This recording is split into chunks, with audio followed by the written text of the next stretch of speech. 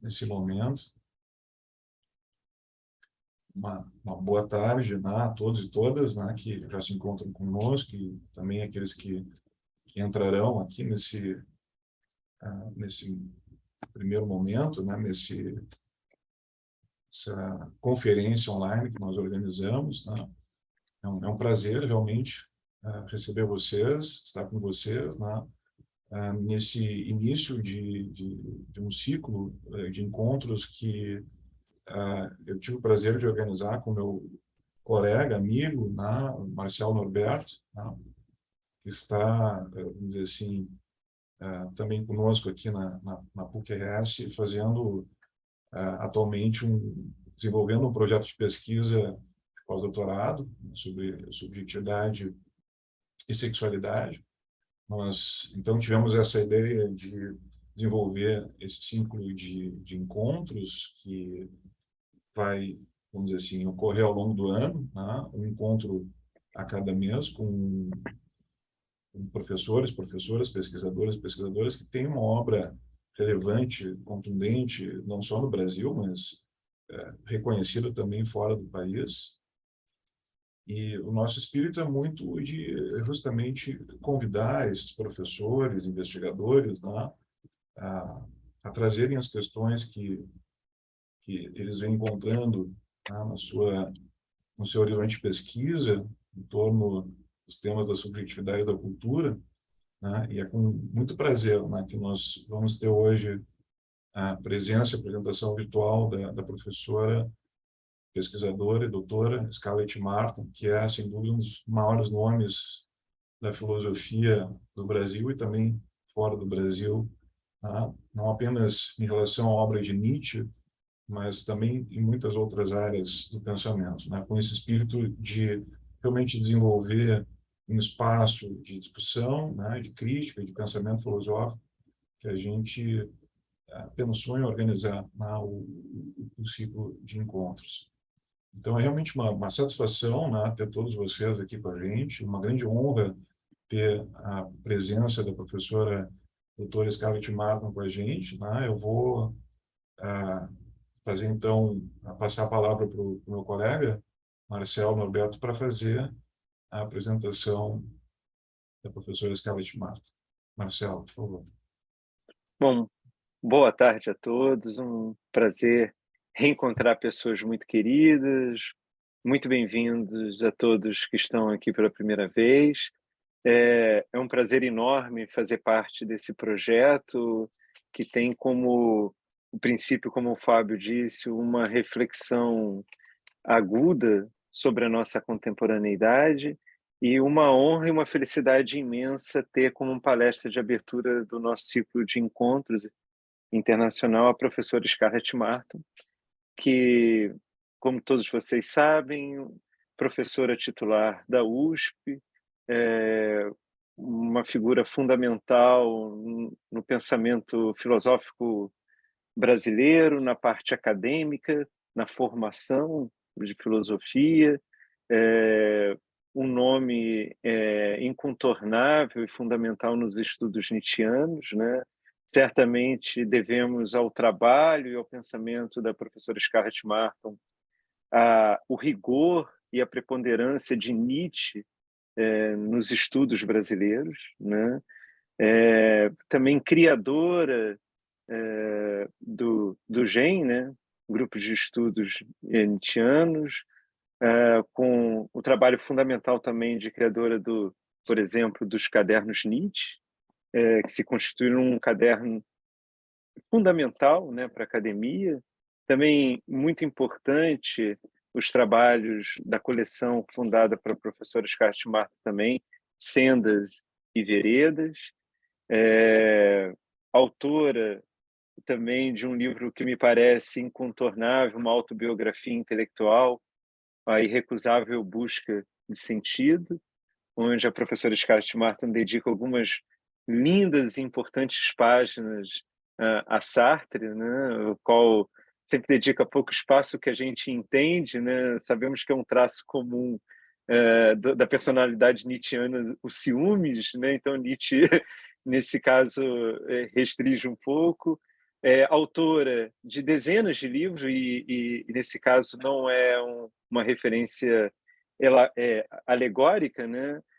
São realmente mais de 20 livros publicados, e um dos mais recentes se trata justamente de Nietzsche e as mulheres.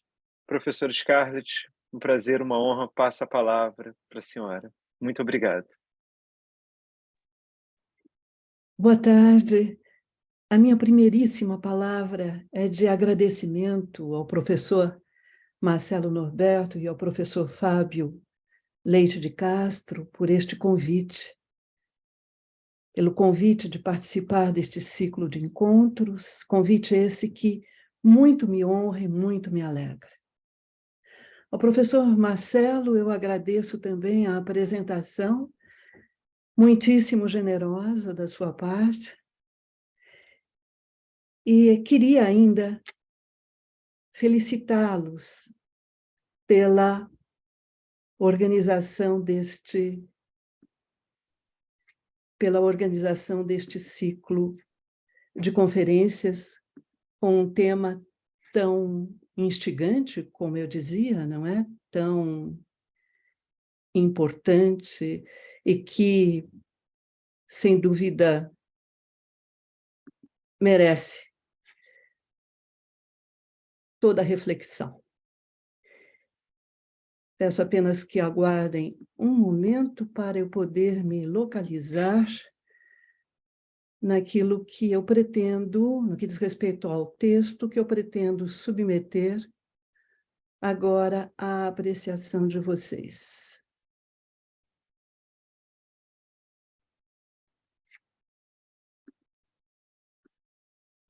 Trata-se de niilismos, a marca do nosso tempo.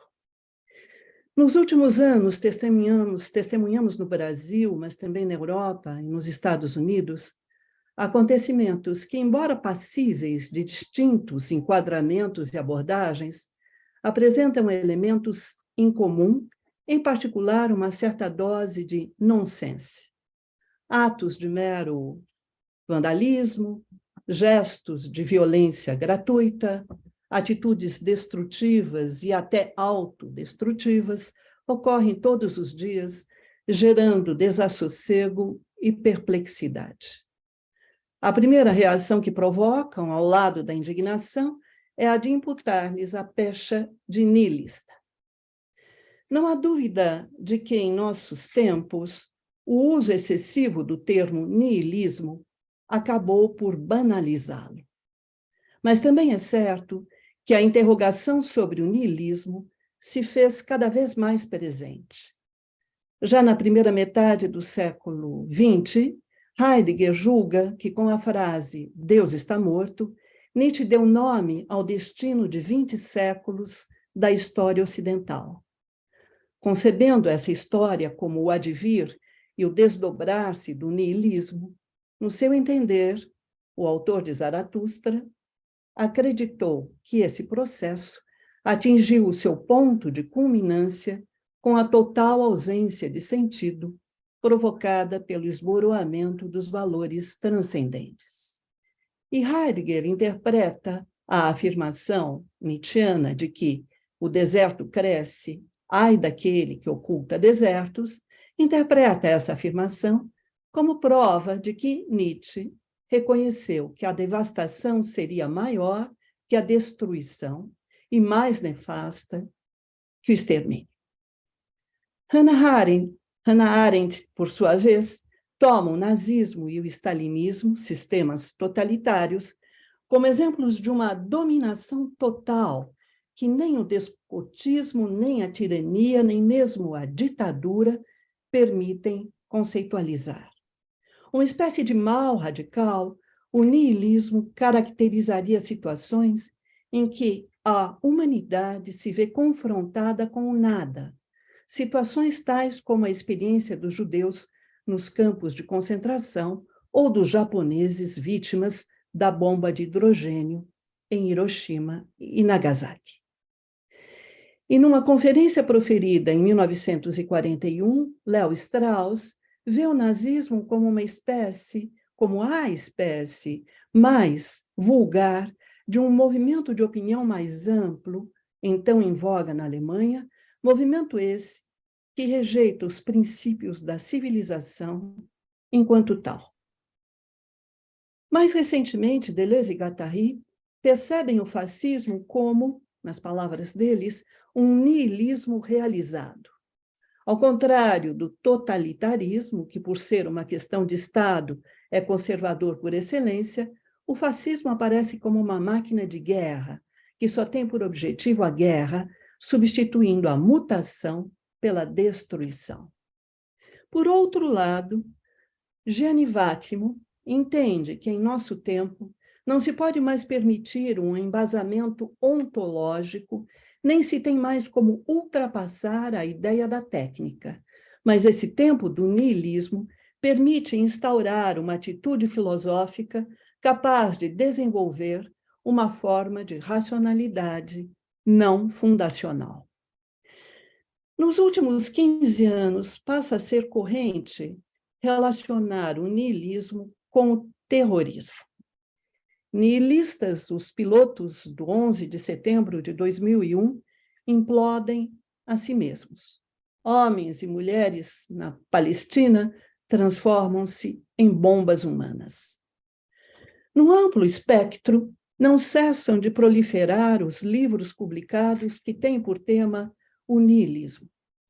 Ensaios de caráter jornalístico ou literário e trabalhos de ordem teológica a isso se dedicam.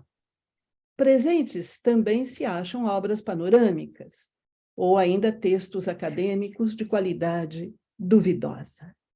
E à questão do niilismo ainda se consagram estudos de filosofia do direito ou de filosofia política e até mesmo escritos que tratam de questões relativas à ética da biotecnologia. Em suma, tornou-se inevitável tomar consciência do desastre crescente do século XX, da violência e desumanização extremas que mascaram esse século e que estão a marcar este nosso século de 2021. Em seu livro A Conversa Infinita, Maurice Blanchot sublinha a dificuldade de se interpretar a palavra niilismo. Trata-se de um termo que não é suficiente para carregar tudo o que ele indica. Cito: talvez o que se esquiva sob essa palavra e escapa a toda apreensão direta, escreve Blanchot, tem a sua essência nesse movimento de esquivar-se. De fato, como fixar o sentido de um termo cujo horizonte imediato nega todo sentido ao real? Irredutível a uma definição, niilismo evoca um pensamento sem fundo, radicalmente negador, que, para além da dúvida, proclama a recusa total. Alude a um certo sentimento, a uma atmosfera afetiva. Com o declínio da crença em Deus, aumenta o desprazer da vida, porque se desconfia de todo sentido atribuído ao sofrimento e, por conseguinte, à própria existência. Se, do ponto de vista psicológico, o termo niilismo remete a uma Stimmung, a uma disposição afetiva, da perspectiva sociológica, ele indica um fenômeno cultural ou uma atividade em que o absurdo tem lugar preponderante.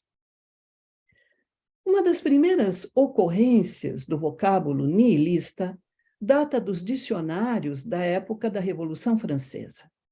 Em 1801, o Dicionário de Neologismos de Louis-Sébastien Mercier atesta, cito, nihilista ou nadista, quem não acredita em nada. As duas últimas palavras, nihilista e nadista, que começam a ser usadas praticamente ao mesmo tempo, designam pessoas cujas atitudes e opiniões são vistas como desprovidas de valor. Nessa mesma época, Goethe põe na boca de Mefistófeles: seria melhor que nada existisse, pois tudo que existe é digno de ser destruído. A frase, que tanto pode ganhar as cores da indignação, quanto do lamento, ou mesmo da indiferença, ecoará de diferentes maneiras no decorrer do século XIX.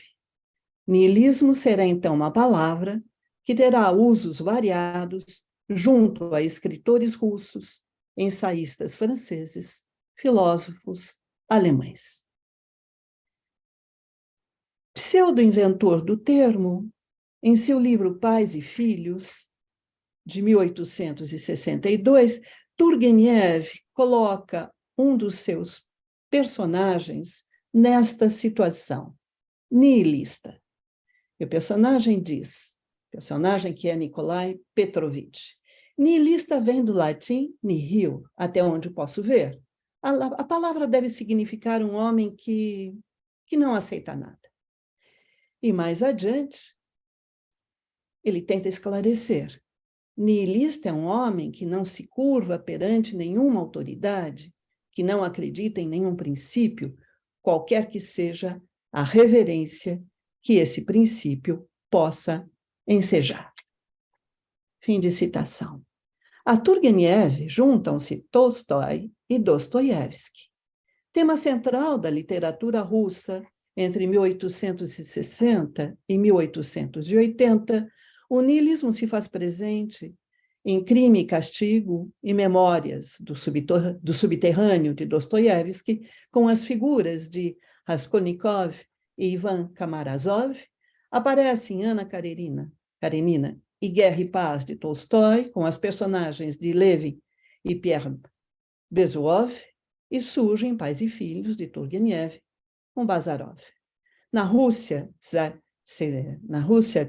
czarista, tanto da parte dos liberais quanto dos conservadores, torna-se habitual empregar o adjetivo nihilista para desqualificar os anarquistas revolucionários que lançavam mão de meios terroristas para combater o despotismo dos governantes.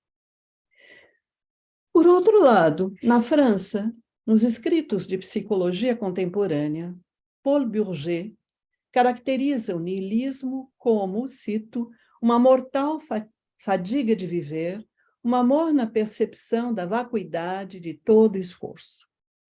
Identificando o niilismo como a grande doença europeia, cujos sintomas se acham nas obras de Baudelaire, Flaubert, Renan, Goncourt, Paul Bourget o apresenta não tanto como uma doutrina, mas como uma maneira de estar no mundo. Mais tarde, Spengler verá o niilismo como um processo de declínio do Ocidente, e na conclusão do seu livro O Homem e a Técnica, obra, aliás, com tons claramente nietzschianos, depois de expor uma visão catastrofista, acreditando ser irreversível a decadência europeia, ele se contentará em conclamar a uma atitude heróica marcada por um certo romantismo.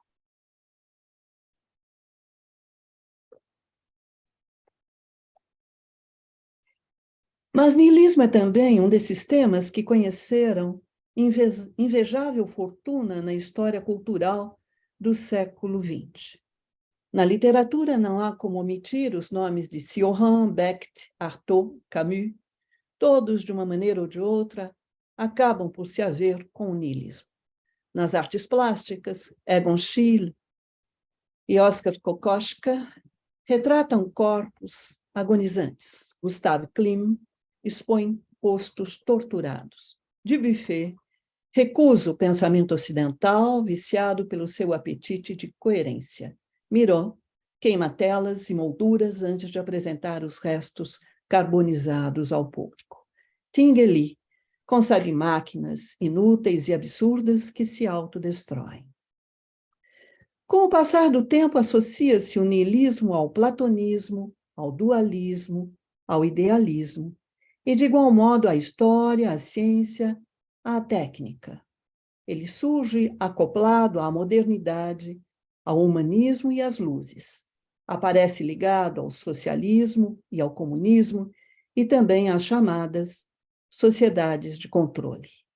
estabelecem-se diversas tipologias, de sorte a distinguir o niilismo incompleto e o acabado, o ativo e o passivo ou reativo, o prático e o teórico, o clássico e o estático, o radical e o suicida, o russo e o alemão, o niilismo de destruição e o de extinção, e até mesmo o niilismo solar e o lunar.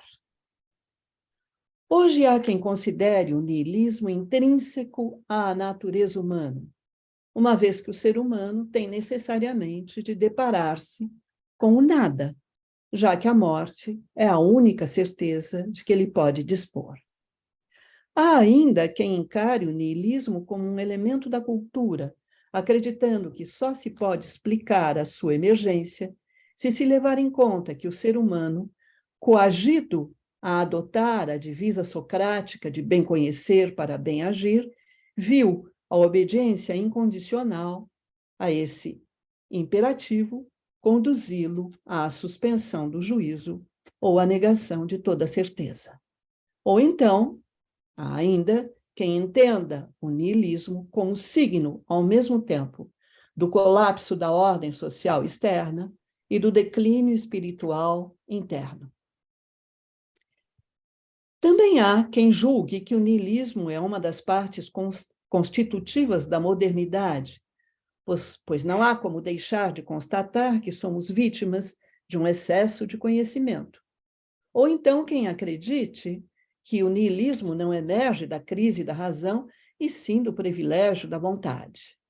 Há quem sustente que, na longa história do niilismo europeu, o século XVIII constitui um momento privilegiado, na medida em que a fé nos valores morais do cristianismo, que até então era incondicional, começa a vacilar com os ataques às ciências naturais. Há quem defenda que o niilismo surge com a vitória do romantismo sobre o projeto moderno, ou quem advogue a tese de que ele se acha diretamente ligado ao fim da metafísica e, por isso mesmo, há que se recuperá-la ou fundá-la em outras bases, de modo a promover um retorno ao humanismo. E há quem espere, do tempo presente, uma confirmação quase ingênua do niilismo. Talvez, por isso, ele mantenha, histórica, política e literariamente, todo o seu vigor. Do ponto de vista filosófico, deve-se ao alemão Jacob uma das primeiras considerações acerca do niilismo. Aliás, ao que consta, Jacob é um dos primeiros a empregar o termo.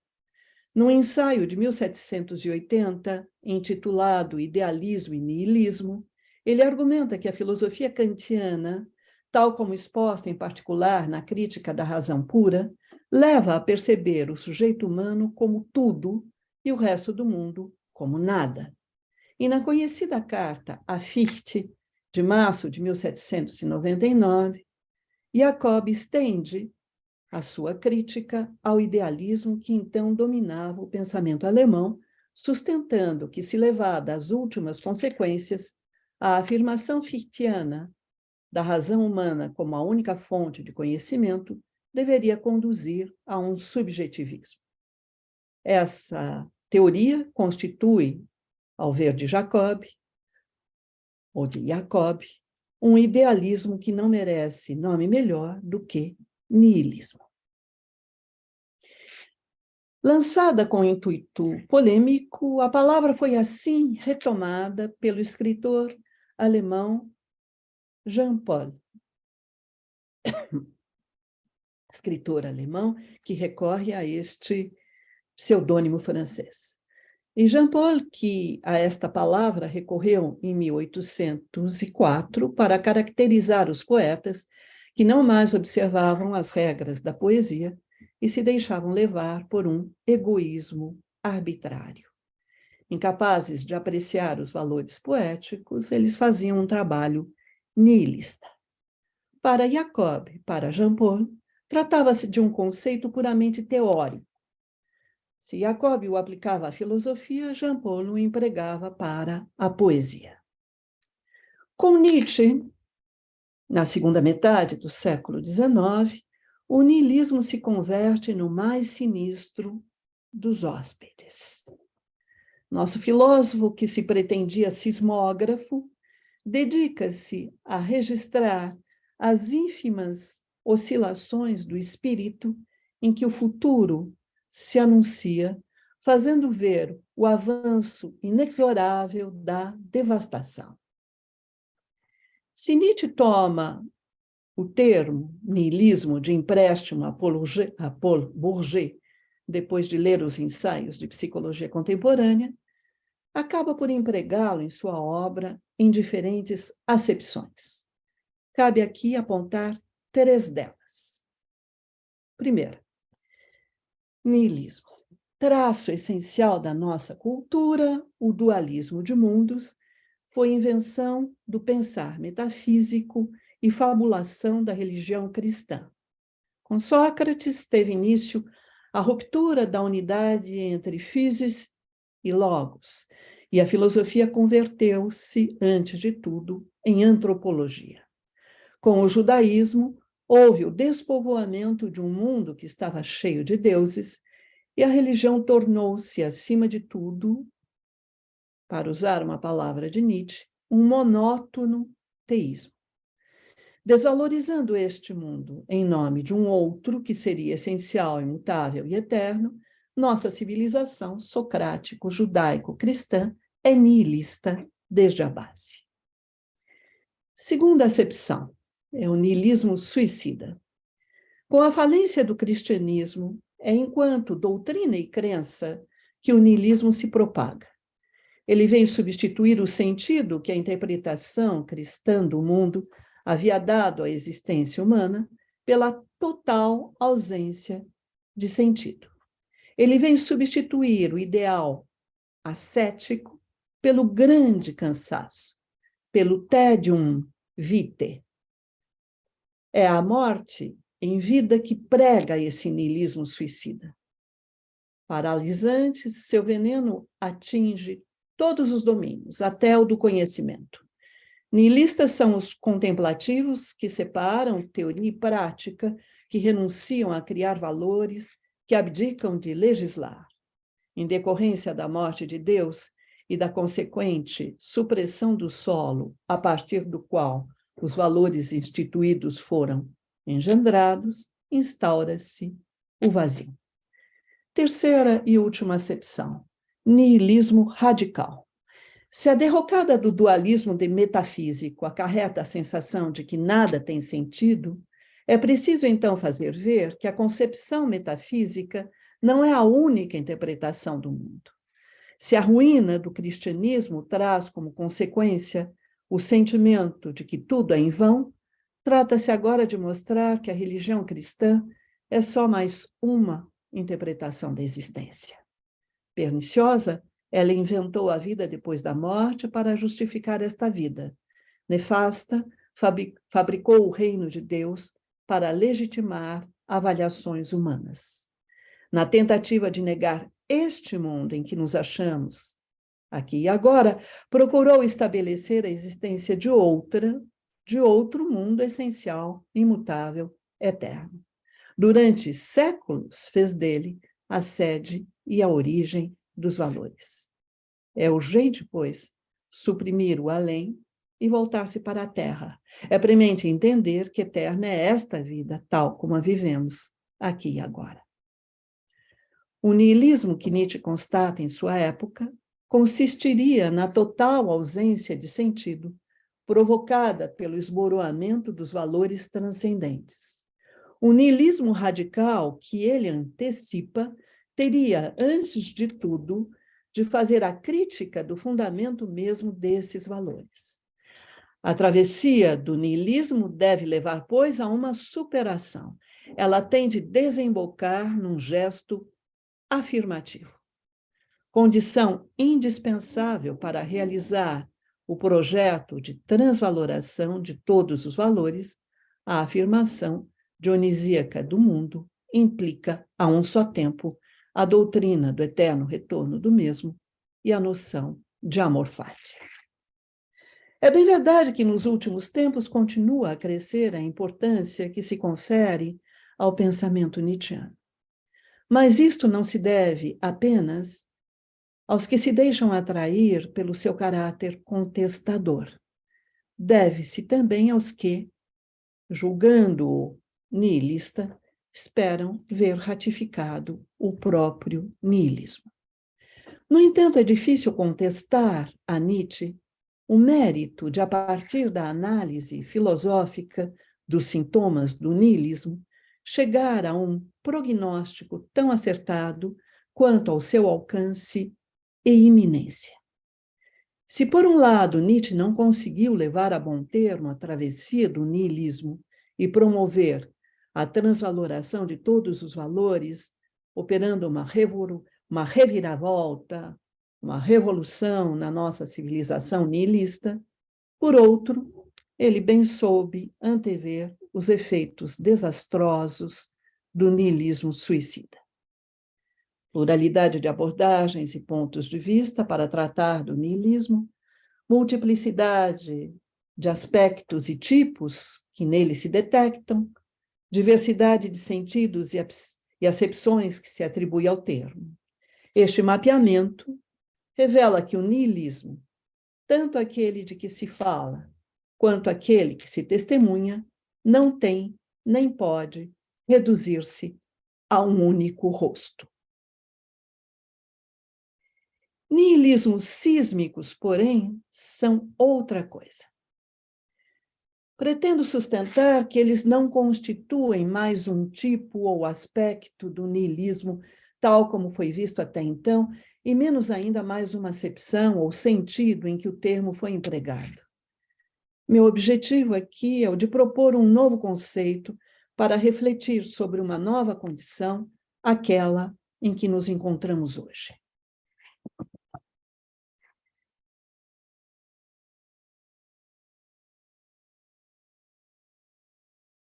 De modo geral, o nihilismo de que se fala no século XIX, no correr do século XX e neste nosso século XXI, o nihilismo de que se fala e que se testemunha, mascara-se com valores positivos: a raça, o sangue, o solo, a religião. Ele ameaça quando parece tranquilizar e nunca ameaça de maneira perigosa quando o faz de modo explícito. Sua astúcia secreta consiste em propor um desafio imediato, como se fosse possível ao oponente derrotá-lo desde que o enfrentasse de peito aberto.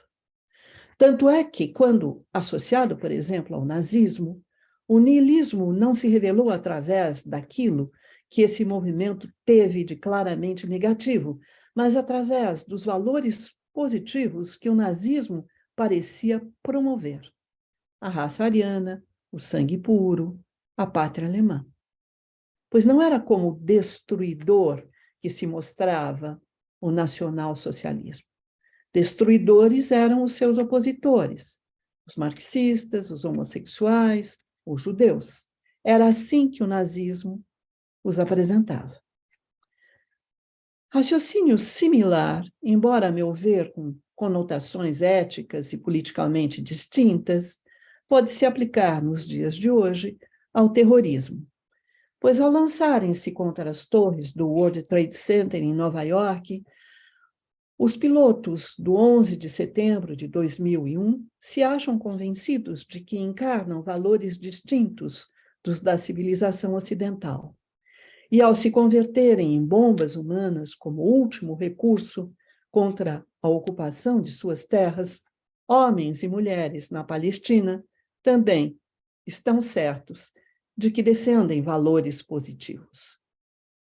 Tudo leva a crer que o nihilismo não está mais à nossa porta. Ele adentrou a nossa casa e adonou-se do nosso lar. Mas na passagem do moderno ao pós-moderno, não se tem apenas a radicalização da questão do nihilismo para o pensamento e para a existência. Agora é a hora e a vez dos nihilismos sísmicos. E aqui o plural se impõe.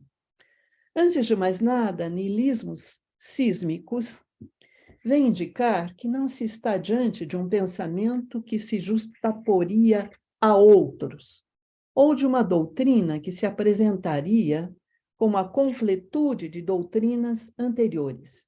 Em suma, não se trata de mais um tipo de niilismo que se acrescentaria às extensas e variadas tipologias existentes.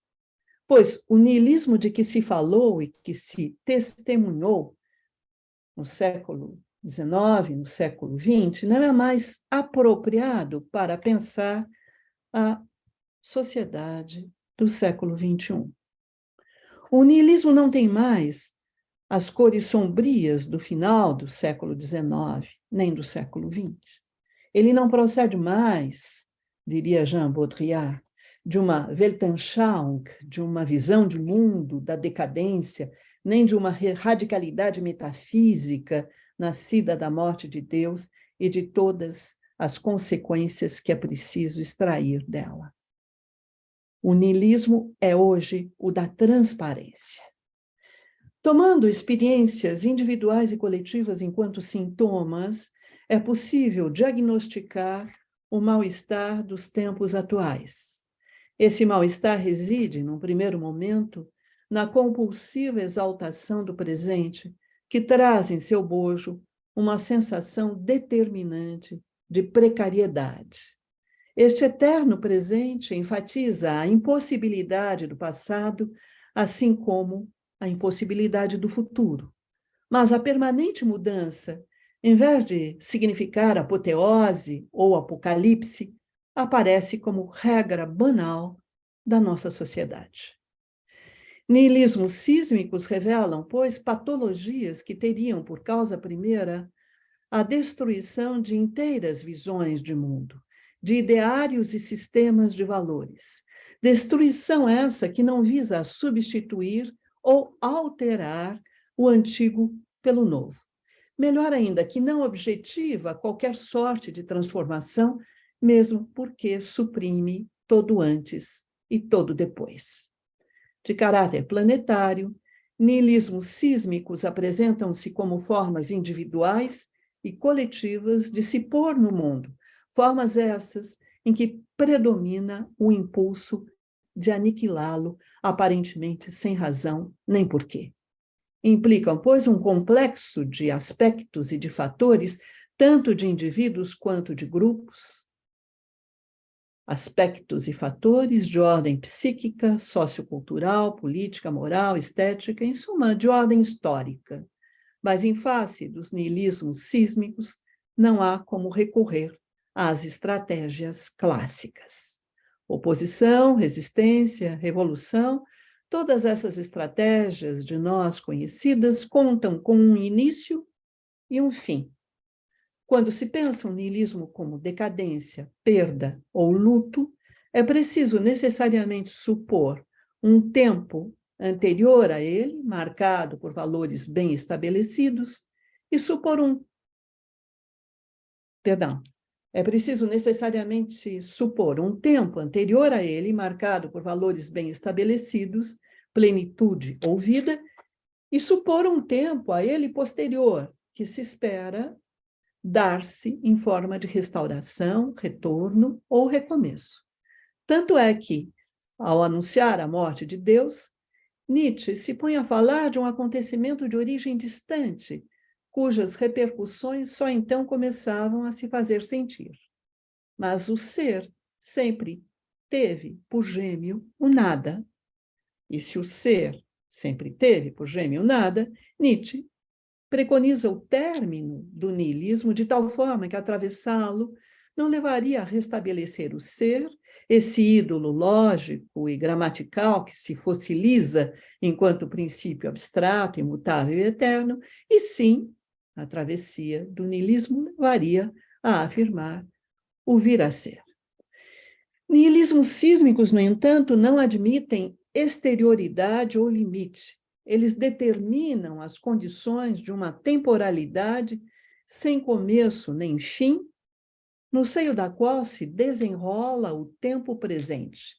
e passam a comandar a história para lhe dar um sentido, o sentido do não sentido, ou melhor, para lhe impor uma completa ausência de sentido. Tanto é que não só se presencia a negação de toda pretensa ordem de sentido, como a destruição da autoconsciência do indivíduo capaz de produzir qualquer sentido. Com a modernidade, romperam-se os fios que ligavam o indivíduo ao cosmos. Com a pós-modernidade, cortam-se os laços que unem o homem ao homem, o ser humano ao ser humano. Nem fios, nem laços, nem ligações.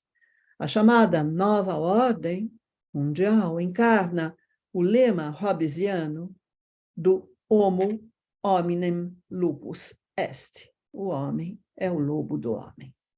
Nos dias atuais, já não se pensa mais no ser humano como alguém com determinada inserção social, partidário de determinadas correntes de ideias, defensor de certas crenças e convicções. Passa-se a ver o ser humano, em sua singularidade, como alguém que desempenha múltiplos papéis na família e na sociedade. Com isso, ele perde a consistência. Os bens deixam de ser pensados como produtos dotados de valor de uso, passam a valer pela imagem que a eles aparece associada. Com isso, o mundo deixa de ser um referente.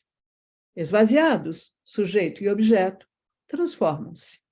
Enquanto o objeto se converte em simulacro, o sujeito torna-se consumidor. Analisando em seus diversos aspectos a sociedade de consumo, Jean Baudrillard faz ver, de um lado, que os objetos não são mais oferecidos um a um, mas apresentados como parte de uma rede de signos, e, de outro lado, que o consumidor não busca mais um objeto em sua utilidade específica, mas procura um conjunto de objetos na sua significação total. Nesse contexto, cabe à publicidade impor aos objetos uma visão coerente, coletiva, como a de um todo quase indissociável, que faz deles uma cadeia de significantes, impelindo o consumidor a uma série de motivações cada vez mais complexas. Assim é que a tecnologia publicitária, em sua expansão, invade o imaginário social. Naomi Klein bem mostra que, em meados da década de 1980, surge a ideia de que as corporações de sucesso não devem fabricar produtos e sim marcas. Não devem produzir coisas e sim imagens de suas marcas. Uma vez que os consumidores parecem não acreditar realmente que exista grande diferença entre os produtos, compete às marcas estabelecer laços emocionais com quem as adquire. Assim é que a IBM não lida com computadores, mas com soluções para um mundo pequeno. A Swatch não tem relação com relógios, mas com o conceito de tempo. A Levi's não vende jeans, mas um estilo de vida. Exacerbadas, as imagens levam a que se esqueça que elas remetem a objetos, produtos da atividade humana e regidos, em princípio, pela lei do valor de troca. Cúmplices da lógica do consumo, tais procedimentos visam a conjurar a realidade através dos signos do real, a conjurar a história através dos signos da mudança. Exorcizar o real torna-se condição indispensável para atingir a felicidade. E para fazer da felicidade o veículo do mito igualitário, passa-se a concebê-la como algo mensurável. Mensurável.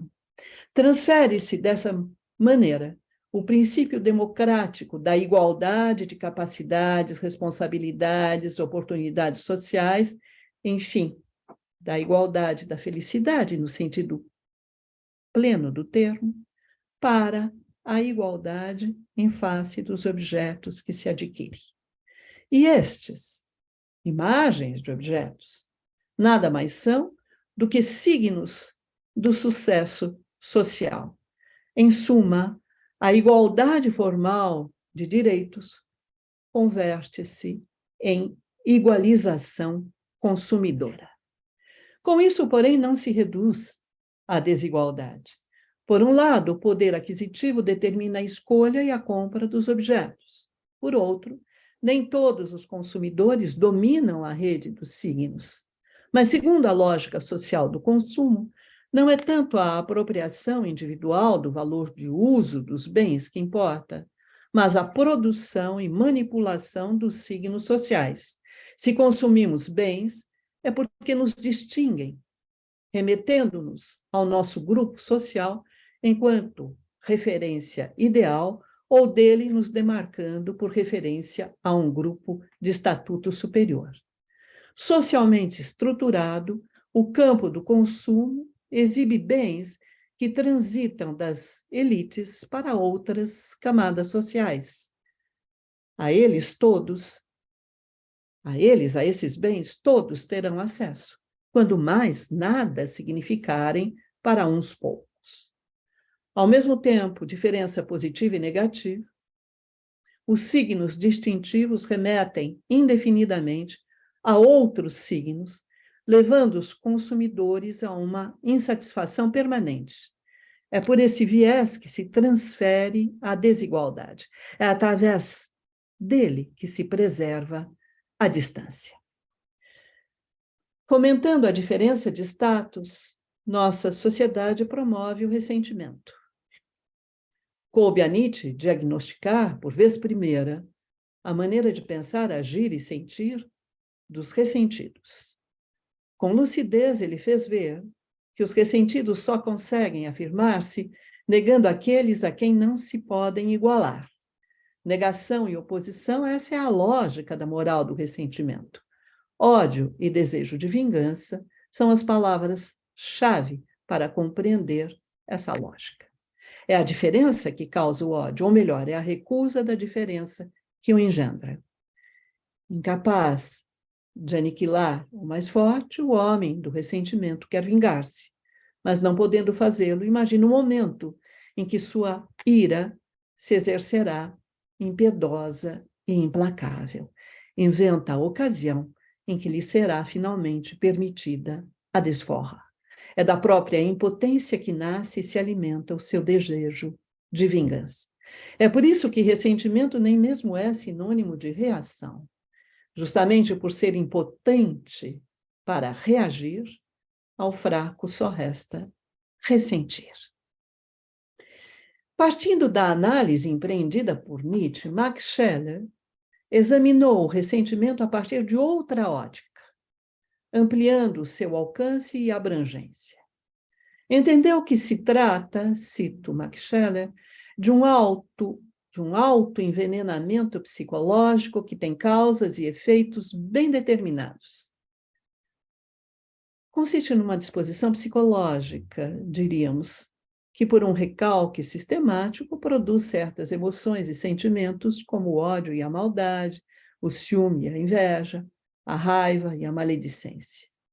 Inerentes à condição humana, ao serem recalcados sistematicamente, eles tendem a provocar uma deformação mais ou menos permanente do sentido, dos valores e da faculdade de julgar. Opondo-se tanto à hostilidade quanto à amizade, o desejo de vingança constitui a mais importante fonte do ressentimento. Ao ver-se ofendido, o indivíduo torna-se rancoroso e busca vingar-se, querendo assim restabelecer o seu valor. Não logrando equiparar-se ao seu ofensor, sente-se impotente e então se ressente. Também a inveja, o ciúme e a raiva ocasionam o ressentimento. Ao sentir-se desgostoso por não possuir o que o outro possui, o indivíduo esforça-se por obter o que deseja. Não sendo bem-sucedido em seus esforços, sente-se impotente e então se ressente. Em suma, é sempre de uma certa disposição a comparar-se com o outro que surge o ressentimento. Da perspectiva das relações sociais, quanto maior a distância entre a condição jurídica dos diversos grupos, Condição essa dada pelo sistema político ou pela tradição, e quanto maior o seu poder real, maior será o ressentimento. O mesmo não ocorrerá, segundo Max Scheler, num sistema social nitidamente diferenciado, numa sociedade de castas ou numa democracia que, tanto social quanto politicamente, tendesse à igualdade de riquezas. Ora, numa sociedade como a nossa, que se organiza justamente em torno da competição, e esta competição é tanto maior quanto mais indeterminado for o campo de ação das comparações, cada um tem o direito de julgar que vale tanto quanto qualquer outro, mas não tem como possuir o mesmo valor. E o ressentimento se alastra na medida mesma em que o nivelamento promovido pelo consumo aprofunda a desigualdade. Nietzsche bem mostrou que, por ressentimento, nossa civilização socrático-judaico-cristã inventou o mundo da metafísica e da religião, revelando-se, assim, nihilista desde a base. Cabe agora fazer ver que, levando o ressentimento ao seu clímax, nossa sociedade converte os indivíduos em consumidores, mostrando-se nihilista em sua própria condição. Mas não se trata aqui do mesmo conceito, pois, ao instaurar uma insatisfação permanente, nossa sociedade enseja a compulsiva exaltação do presente e promove uma sensação determinante de precariedade. Das profundezas do espírito da época, não é o ceticismo ou a desconfiança que surgem, mas sim a raiva, a frustração de estar excluído do jogo do consumo. Levado num movimento inexorável, o ser humano acaba por sentir que vida e morte se esvaziaram de sentido. Melhor ainda, a elas não tem como nem por que atribuir sentido. O ser humano não hesita em destruir a si mesmo e a tudo aquilo que o cerca. Em meio a nihilismos sísmicos, ele se acha. No seu bojo, ele se encontra. Sem alteridade, nem alternativa, sem a nostalgia de um antes, nem a esperança de um depois. Pela atenção, meu muitíssimo obrigada.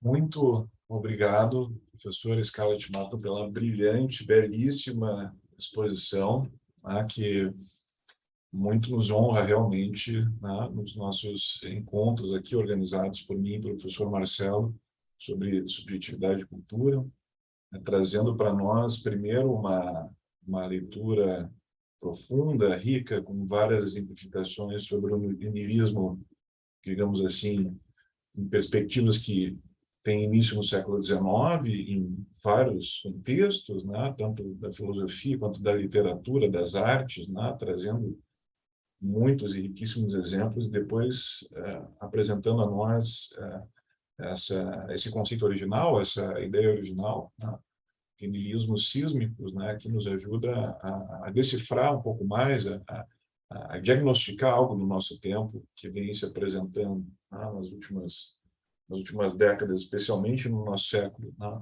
Então, realmente, muito, muito obrigado. A gente já tem algumas questões, né? Eu vou começar lendo uma questão que foi colocada pelo Luiz Antônio Pereira, né? Antes de colocar a minha própria, do Marcelo, a gente vai, evidentemente, dar preferência para aqueles que colocaram já algumas questões.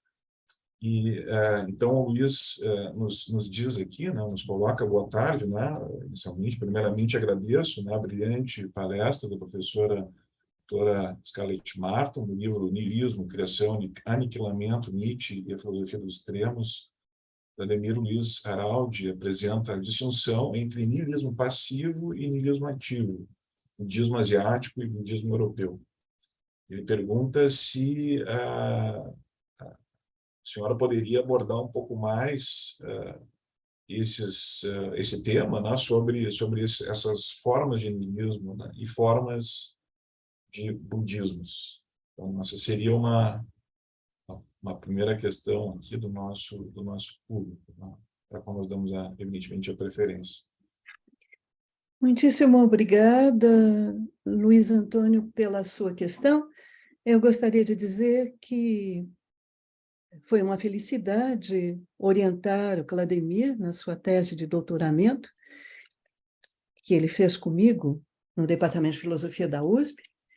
E outra felicidade foi, na verdade, publicar esta tese, justamente ao livro a que você se referiu, na nossa coleção, é a coleção Sendas e Veredas, do nosso grupo de pesquisa, que é o GEM, Grupo de Estudos Nietzsche. Sim, niilismo ativo e niilismo passivo. Eu diria, na verdade, que essa distinção entre niilismo ativo e niilismo passivo, ela aparece, sobretudo, nos textos de Deleuze. Nos textos de Deleuze, neste livro, Nietzsche e a Filosofia, e a distinção é feita porque Deleuze parte, na verdade, de uma distinção entre forças ativas e forças reativas. Não é exatamente a leitura que eu faço. No meu entender, e eu já escrevi a esse respeito, publiquei tanto no Brasil quanto na França, na verdade, no meu entender, em Nietzsche nós não podemos falar em forças ativas e forças reativas. As forças, elas agem e resistem tanto quanto elas podem. E isto num fluxo permanente. Então, as forças, na verdade, elas são ativas e reativas ao mesmo tempo. Elas estão agindo em relação a certas forças e estão reagindo em relação a outras. Dizer que há forças ativas e forças reativas é dizer que há forças ativas e forças reativas em si. Então, de uma certa maneira, nós estamos reintroduzindo a metafísica num pensamento, que é o pensamento nietzschiano, que sempre procurou combater o pensar metafísico, sempre procurou combater a própria metafísica. E a partir dessa distinção entre as forças que Deleuze faz, ele é levado também a distinguir entre vontade de potência afirmadora e vontade de potência negadora, mas seguindo a mesma lógica, digamos assim.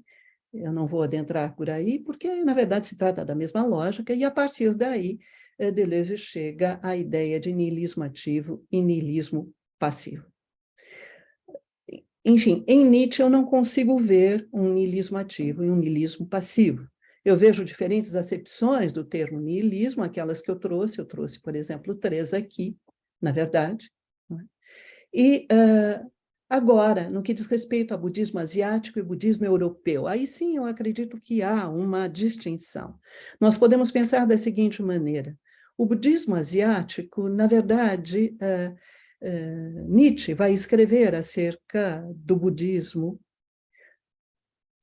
no Anticristo, que é um dos seus últimos textos, é um texto de 1888, e aqui Nietzsche está preocupado com as leis, o estabelecimento de um sistema de castas. Isto, na verdade, tem mais a ver com o hinduísmo do que com o budismo, as leis de Manu, etc.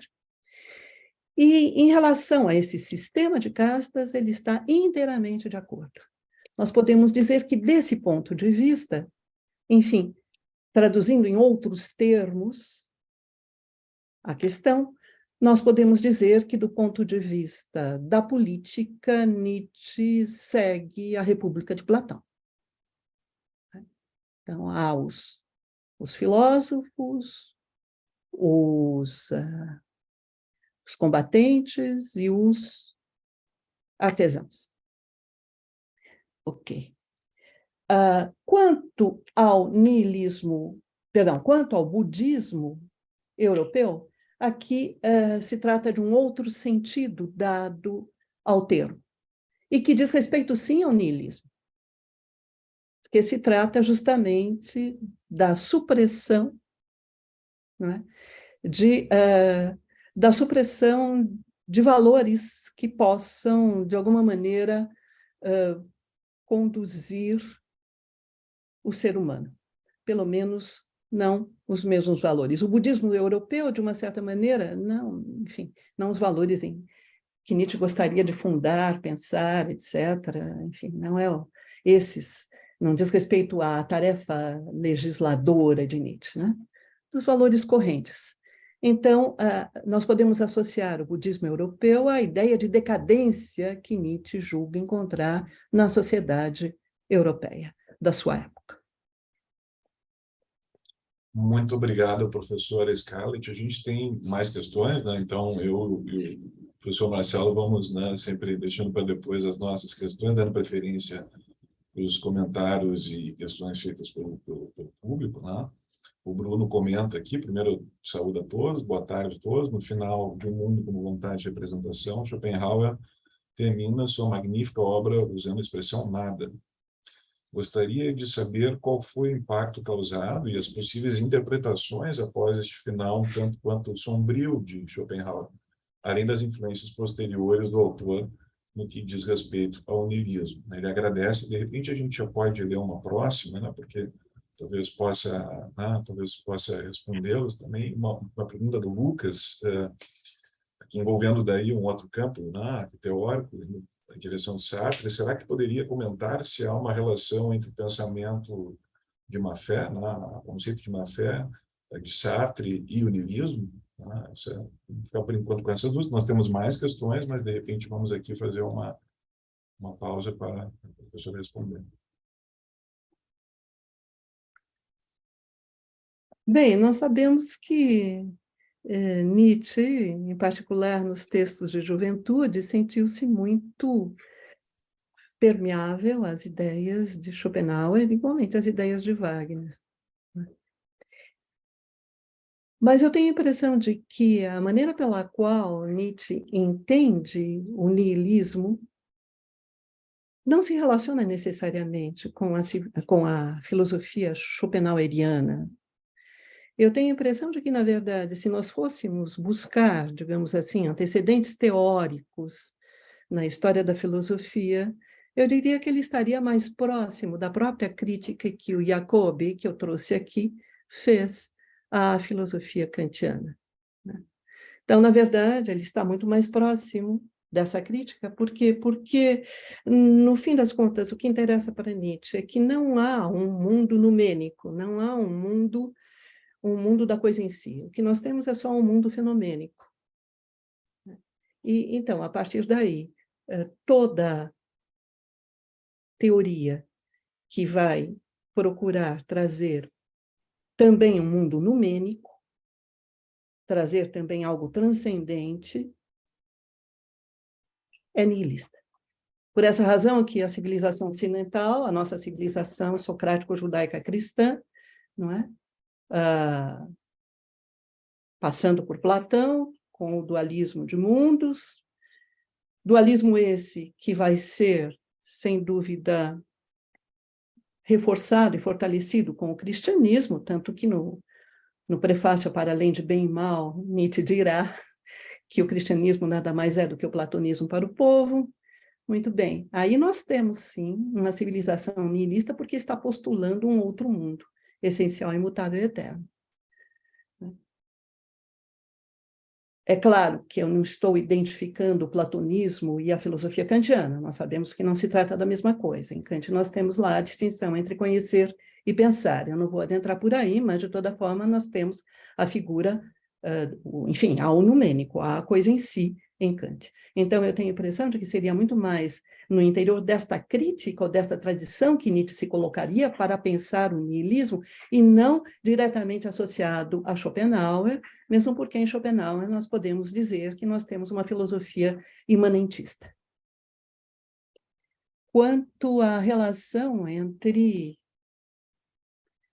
a ideia de má fé em Sartre e o niilismo, eu teria de pensar muito a respeito, mas diante dos meus colegas Fábio e o Marcelo, né, cujas publicações eu acompanho já há um bom tempo, eu prefiro que eles respondam à questão. Obrigado, professora. Mas nós temos mais questões depois, podemos voltar a esse ponto, evidentemente.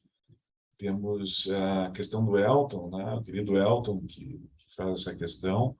Ele agradece, então, muito obrigado pela fala. A professora Mato, né? Minha questão não está muito bem formulada, mas gostaria que comentasse a respeito de uma possível relação entre a ausência de valores, tanto das coisas, na questão das marcas, por exemplo, né, e uma crise de valores transhistórica, uma crise das subjetividades presentificadas, sem passado, plastificada, digamos assim, que podemos ver num fascismo suicidário, um culto de morte, de aniquilação, destruição das próprias instituições que vemos tão intensamente atualmente. Muito obrigada, Elton, pela sua pergunta. Sim, uma pergunta bastante instigante, na verdade, não é? Sim, eu tenho a impressão de que há uma transformação da própria noção de subjetividade no momento em que nós estamos vivendo, né? Enfim, na nossa sociedade. Há uma transformação porque, se nós pensarmos que nós deixamos, que nós nos convertemos agora em seres humanos que desempenham diferentes papéis na família, na sociedade, seres humanos que são consumidores, etc., etc., o que nós dissemos aqui. Então, na verdade, temos de nos haver com uma outra noção de sujeito ou de subjetividade, né? E esta nova noção é uma noção que já traz problemas em si mesma, porque como trabalhar conceitualmente com aquilo que não se inscreve na história? Porque sequer temos história, não é? Se pensarmos dessa perspectiva, os niilismos sísmicos, como nós trouxemos aqui, que não tem um passado, não há um tempo anterior a ele, e não apontam para um futuro, para um tempo posterior a ele, se não temos nada que nos precede, nem nada a que possamos visar, né? Então estamos enredados neste nosso presente, é uma compulsiva exaltação do presente, e dessa perspectiva temos dificuldades conceituais.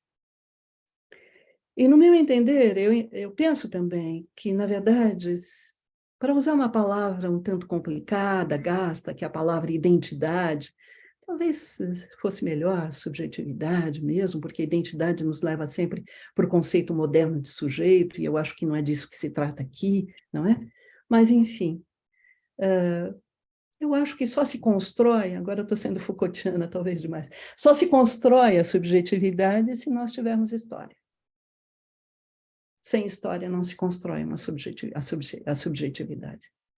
Daí o impasse em que nos achamos, realmente. Sim, mas havia uma outra questão junto com esta.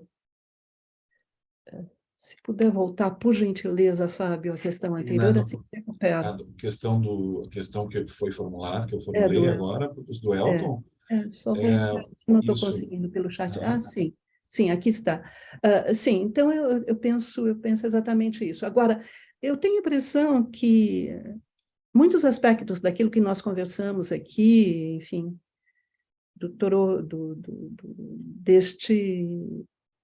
deste texto que eu procurei trazer, eles podem ser aplicados, digamos assim, ao momento que nós estamos vivendo desde meados da década passada, desde 2013, eu diria. Nós podemos aplicar muito disso a este momento, para tentar analisar, tentar verificar, né, se é plausível ou não. Eu deixo como um convite aos mais jovens, enfim, não é? Mas é um trabalho que poderia ser feito, eu acho que deve ser feito. Pensar este nosso momento do ponto de vista filosófico. Eu acho que muito tem se pensado do ponto de vista histórico, sociológico, político, mas do ponto de vista filosófico, não é? Este mal radical, como dizia Hannah Arendt, eu acho que ainda não foi suficientemente, ou sequer começou, não sei bem, a ser decifrado. Muito obrigado, professor. A gente vai, quem sabe, vamos ler mais algumas questões que foram formuladas, primeiro pelo Sérgio Ferreira, né? Nietzsche inicia e conclui a terceira dissertação da genealogia da moral com a frase: o homem preferirá ainda querer o nada a nada querer. Podemos pensar o nada querer como um niilismo sísmico e diante dele seria melhor nada querer? Isso é uma questão, então, formulada pelo Sérgio Ferreira. E, de repente, já vamos ler mais uma ou, de repente, Não, pode ser. por favor, enfim, porque senão eu perco o fio da Claro, meada, claro. sabe? Obrigada pela compreensão. Então, na verdade, sim, eu concordo, Sérgio, concordo perfeitamente com o que você disse. É essa total indiferença que sequer se reconhece como diferença, como indiferença, né? Uma total indiferença que sequer se reconhece enquanto tal, porque para se reconhecer enquanto tal é necessário ter um distanciamento e uma reflexão crítica acerca do próprio pensamento e da própria atitude. Como não há espaço para isso, então é o nada querer. Obrigado, professora. Tem uma outra questão do Edmilson Marinho, né, que também saúda, né? Boa tarde. No livro Nietzsche e as Mulheres, a professora Scarlett afirma que o ódio, o desejo de vingança seriam as palavras-chave para compreender o ressentimento. Gostaria que ela comentasse um pouco mais sobre a ideia do ressentimento. Muito obrigada, Edmilson. Eu não estou certa que tenha sido no Nietzsche as mulheres, mas, na verdade, eu confesso, Edmilson, que eu não me lembro mais das coisas que eu escrevo. É verdade. Com o passar do tempo, isso acaba acontecendo, não é? Mas também, como me lembro de uma frase que escrevi há muito tempo atrás, que é preciso desfazer-se do feito para continuar a fazer-se, então é um bom sinal, né? Então é preciso desfazer-se do que foi feito para continuar a fazer-se. Bem, a ideia de ressentimento é mais ou menos esta, nós vamos encontrar no 10º parágrafo da primeira dissertação da genealogia da moral, lá ela está claramente exposta, e nós vamos encontrar, de um lado, a moral dos fortes, dos senhores, dos nobres, são sinônimos, né? E, de outro lado, a moral dos fracos, dos fracos, dos escravos, dos ressentidos, também tomemos aqui como sinônimos. Então, a ideia é que os fortes... Na verdade, precisamos trazer um tanto quadro histórico. Nietzsche está pensando na aristocracia guerreira dos tempos homéricos. Então, guerreiros, naquela ocasião, são aqueles capazes da luta, e os que são incapazes de lutar, evidentemente, não são guerreiros, né? Portanto, são os fracos, no caso. Então, o fraco, ele não consegue, ele não tem condições de enfrentar o forte. Ele não pode reagir. E justamente essa impossibilidade se volta contra ele mesmo e ele passa a ressentir. Assim se produz o ressentimento. E os ressentidos, eles vão procurar ir à desforra, chegar a uma vingança imaginária, justamente através da religião. E então se dá a passagem da aristocracia guerreira para a predominância sacerdotal. É isso que nós vamos encontrar lá no 10º parágrafo da primeira dissertação da genealogia da moral. Mas, no meu entender, esses fortes e fracos, eu tenho a impressão de que nós podemos usar o próprio ressentimento numa outra chave, num outro registro, para pensar a nossa sociedade. E isso da seguinte maneira: ressentido não é aquele que não tem acesso aos bens de consumo. O ressentido é aquele que tem acesso aos bens de consumo, sim, mas que não quer que outros venham a ter acesso aos mesmos bens.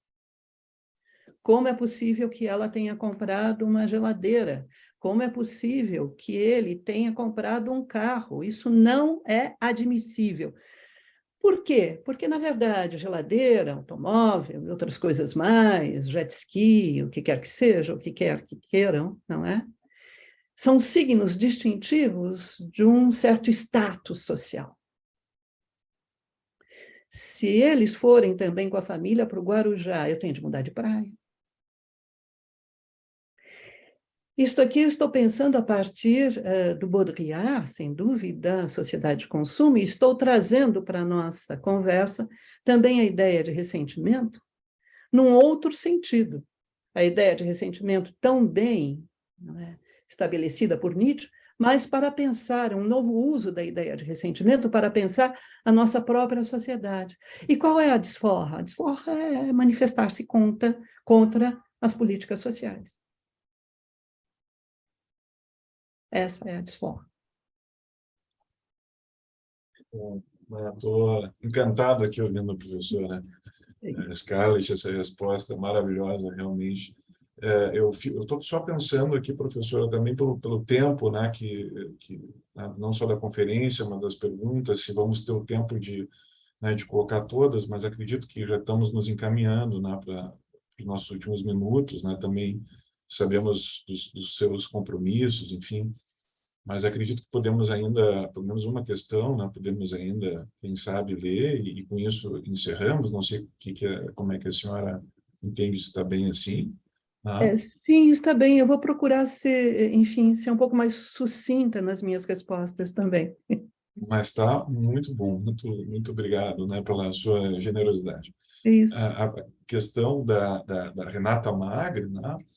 Professora Scarlett, obrigado, então, pela conferência, por lançar luzes para a pertinência do tema. Eu vou aproveitar que a senhora indicou em sua fala a relação entre arte e niilismo. Gostaria de perguntar, poderíamos ler a arte moderna como campo no qual se revela o niilismo, e, nesse sentido, o niilismo ser uma perspectiva interpretativa de modernidade, contemporaneidade, que fricciona a concepção de modernismo como apenas progressismo? Essa é uma questão envolvendo mais o campo da estética.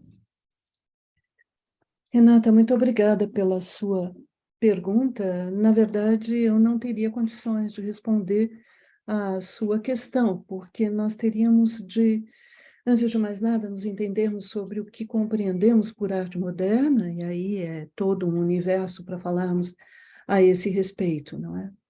E, enfim, e também sobre o que entendemos acerca do modernismo.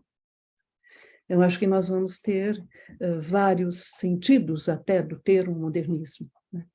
No Brasil mesmo, nós temos pelo menos 3 momentos diferentes do modernismo. Modernismo nas artes plásticas, na Semana de 22, depois com o Grupo Santa Helena, na década de 1930, por fim, o modernismo na arquitetura, com a criação de Brasília. Então, eu tenho a impressão de que, de modo geral, seria difícil nós tratarmos desta relação entre arte moderna ou modernismo e niilismo. De toda forma, muito obrigada pelo seu interesse.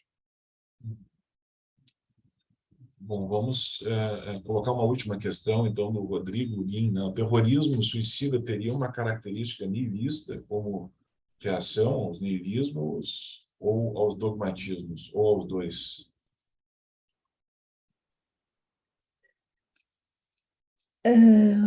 Rodrigo, obrigada pela sua questão, mas terrorismo suicida eu não cheguei a falar, eu falei em niilismo suicida, e isso nós encontramos muito especificamente em Zaratustra, na figura do adivinho, em Assim Falava Zaratustra, não é? Agora, o terrorismo, se nós pensarmos nos atos terroristas, e os exemplos que eu trouxe aqui foram os ataques de 11 de setembro de 2001 em Nova York e as bombas humanas, não é? Na Palestina.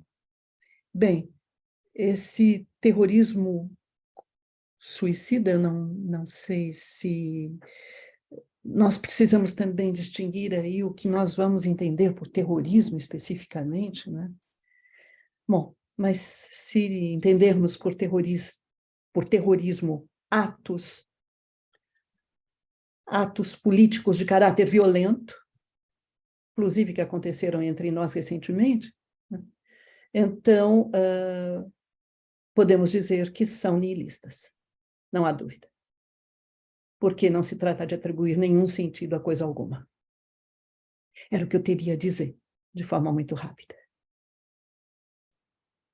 Bom, muito obrigado, professora Scarlett Martin, por essa tarde de hoje, estar conosco, né, iniciando o nosso grupo de encontros com essa palestra magnífica de abertura, realmente brindando, né, a todos nós uma reflexão, um pensamento vivo, né, uma filosofia que se mostra viva, né, especialmente aqui, então, trazendo uma questão fundamental como essa, uma questão central para o diagnóstico, né, do nosso tempo.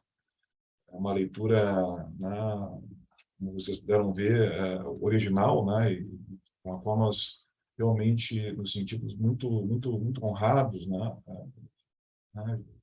escutá-la aqui, né, também da sua generosidade em responder todas as questões, né, de forma brilhante, né. Muito obrigado, professora. Antes de passar a palavra, eu queria também passar a palavra ao professor Marcelo Norberto, que é o meu parceiro, meu amigo, professor, que está comigo nesse projeto, né, de subjetividade e cultura, né, e tem me ajudado, né. Em conjunto, nós temos trabalhado muito nisso, né, e também queria fazer um agradecimento a todos que estiveram aqui conosco, a todos e todas, colegas, alunos, alunas, professores, né, alguns do campus Adriano, vamos dizer assim, que estão aí também.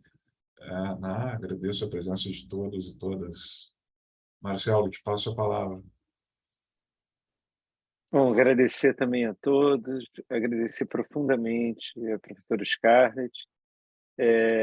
Vamos ter ainda a publicação no YouTube da parte da palestra, que ela vai ser fundamental, porque, como típico da professora Scarlett, a fala e os textos dela são sempre muito generosos e gentis, e por trás disso, além de ter uma generosidade de sempre um belo panorama teórico, histórico sobre o tema, né, sempre produz uma reflexão que ela vem de acréscimo, né? Então, a partir da fala de hoje, nós que já tivemos a oportunidade de ler o texto antes da organização, então já é de uma segunda vez um cenário profundamente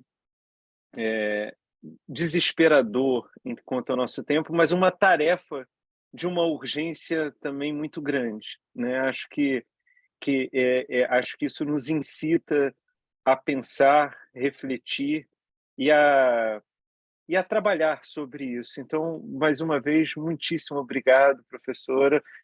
Vou passar a palavra. E quem está perguntando, sim, o projeto todo será publicado em livro, que provavelmente sai no começo do ano que vem, né? Então, vai ter essa publicação. Professora, deixo as últimas palavras com a senhora.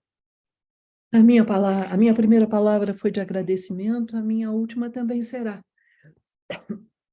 Agradeço muitíssimo ao professor Marcelo, ao professor Fábio, por essa hospitalidade, pela generosidade dessa hospitalidade, de me darem aqui a oportunidade de trazer algo do que eu penso. Porque, na verdade, eu acredito que toda experiência ela deixa de ter sentido se ela não for compartilhada.